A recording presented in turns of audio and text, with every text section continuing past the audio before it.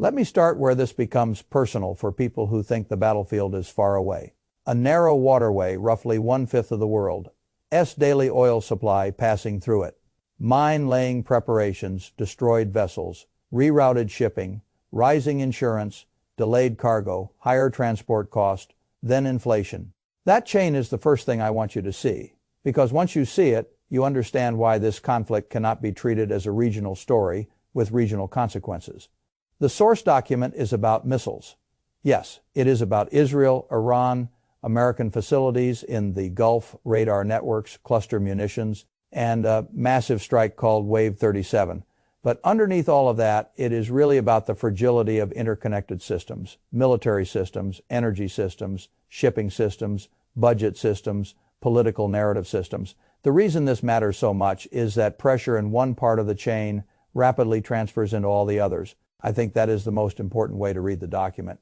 Too many people still look at these events as if they belong inside one television segment called Foreign Affairs. I would not read it that way.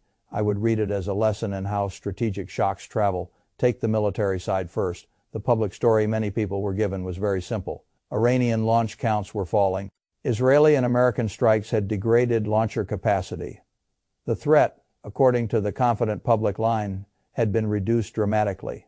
Then on the 10th of March came Wave 37, the longest and heaviest strike in the document, arriving only 4 days after the claim that about 90% of Iran's threat had been eliminated. That alone should have forced a total reset in interpretation, because when the official narrative says one thing and a massive 3-hour strike says another, the issue is no longer merely who is ahead tactically. The issue is whether the frame through which the war is being explained has broken. Now look at why the document thinks the frame has broken. The usual public discussion of missile defense is visually biased. People watch launches, watch interceptors, and then conclude that the contest is simply a matter of arithmetic, more missiles versus more defensive missiles. If the incoming numbers go down, danger is down. If interceptors go up, safety is up. The source text says that reading is far too primitive. Why? Because the weapon type changed the equation. The Israeli side disclosed that about 50% of the ballistic missiles launched by Iran at Israel since the 28th of February carried cluster bomb warheads. Once you understand that, the whole picture changes. A normal air defense engagement wants a single target with a predictable path. Even a difficult engagement remains conceptually clean. But a cluster warhead is built to break that cleanliness. It opens at altitude, it releases many submunitions, it creates a spread problem rather than a point problem. And depending on timing, even a successful intercept may still leave bomblets falling. That means the defense network can expend money, time, and precious decision space and still fail to produce what civilians actually need, which is containment. This is what I mean by systems fragility. The problem is not only whether the interceptor can hit, the problem is whether the architecture was designed for the way the threat has evolved. If the answer is no, then a lot of reassuring language becomes misleading. Then there is the sequence of the campaign. And I think this is where the source document is most analytically ambitious. It does not read the war as a pile of disconnected attacks. It reads it as a layered process. In Phase 1, high-volume launches were not necessarily meant to maximize immediate strategic effect. They were meant to saturate and probe, force the network to react. Observe the response. Stress the coordination chain, identify the blind spots. In Phase 2, the campaign moved toward degrading the network that makes defense function across the theater. American and Allied facilities were damaged. Radar and communications support structures were hit. Satellite relay sites were struck. The point, according to the logic of the document, was to reduce the quality of sensing and coordination before the heaviest wave arrived. Only then do you get Phase 3, Wave 37, in which multiple missile systems, cluster munitions, and high-speed reentry are used against a defense environment that is no longer what it was on day 1. This is the detail people keep missing. Wave 37 was not impressive merely because it was large. It was dangerous because it arrived late. It arrived after prior waves had already extracted information from the system and after other strikes had already eroded the system's ability to respond with full clarity. That is what makes the source document's interpretation so consequential. It is not alleging a random escalation. It is alleging an ordered exploitation of structural weakness. And if that is correct, the intelligence implications are severe. The document highlights the reporting that Iranian damage to American facilities in the Gulf defied expectations inside the Trump administration. That phrase is a confession in polite bureaucratic language. It means pre-war assumptions did not survive contact with reality. It means the adversary that planners believed they understood was not the adversary that appeared on the battlefield, the Pentagon. Additional admission that it lacked a complete picture of surviving Iranian launchers deepens the problem. Now, you do not simply have underestimation before the conflict. You also have incomplete visibility during the conflict. That is an ugly combination. Underestimate what can be done, then fail to know what remains available to do more. This is how states walk into strategic surprise, even while telling the public they are steadily narrowing the threat. Now shift back to economics. Because the military and economic layers are inseparable here, the Strait of Hormuz is the obvious transmission belt.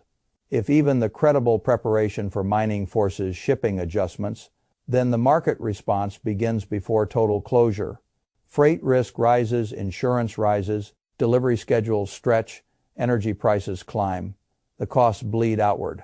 People often imagine that the main victim of an energy shock is the energy consumer directly. That is only the first-order effect. The second-order effects are broader. Higher transport cost means higher food distribution cost. Higher industrial energy cost means higher manufacturing cost. Higher refrigeration cost means pressure on any supply chain that depends on cold storage. War in one corridor becomes price movement in countless unrelated sectors. Then there is the fiscal cost. Missile defense at this intensity is not sustainable through confidence alone. It is sustained through inventory and money. Arrow interceptors are expensive. Repeated salvos burn through stockpiles rapidly. Allied resupply then becomes not just support, but a reallocation decision with consequences for other theaters. Every government speaks as if it can fund everything and deter everywhere. Real life is uglier.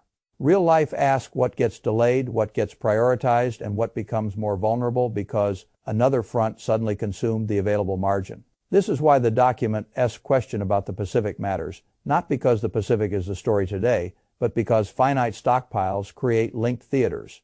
One war quietly reshapes the deterrence geometry of another. The final layer is normative. Cluster munitions were already controversial because of their indiscriminate effects and the way unexploded ordnance keeps killing after the battle. But if they now demonstrate practical utility against advanced missile defense, then the barrier against wider adoption weakens. War is full of terrible lessons, and one of the worst is that visibly effective methods tend to spread faster than humanitarian objections can stop them. That is why I do not read this source document as a simple military update. I read it as an argument that multiple old assumptions are breaking at the same time. The assumption that missile counts alone tell you who is gaining the upper hand, the assumption that interception equals protection, the assumption that official degradation estimates can be trusted as a stable guide to actual remaining threat, the assumption that a regional conflict can be isolated from global household consequences, the assumption that controversial weapons remain marginal once they prove battlefield value. If those assumptions are all weakening together, then the conflict is more dangerous than many people want to admit. Not because one side has become omnipotent, not because defense has become meaningless, but because the interaction between offense and defense is changing faster than the public language used to describe it. That is what I find most striking in the document. It is trying to force the reader out of headline thinking and into systems thinking, into the understanding that a radar site damaged in one country can shape interception in another country, that a mine threat in one strait can change grocery prices elsewhere, that a cluster warhead above one city can alter procurement logic in military offices around the world, that a confident sentence from a podium can remain politically useful long after it has ceased to be analytically true. And that is why the ending of the source document matters. Its claim is not that the story is over. Its claim is that the trajectories are still unfolding, the strait is open for now. But vulnerable, the stockpiles are still being drawn down, the precedent has already been set. The intelligence gap has not been cleanly closed. The next phase may arrive before the public even agrees on what happened in the last one. I think that is the right note to end on. Not hysteria, not triumphalism, not false certainty, but recognition that the conflict has already moved beyond the neat categories people prefer. Military event, economic event, political event, humanitarian event. They are all here at once. And if you miss that, you do not merely misunderstand this one war. You misunderstand the century that is producing it.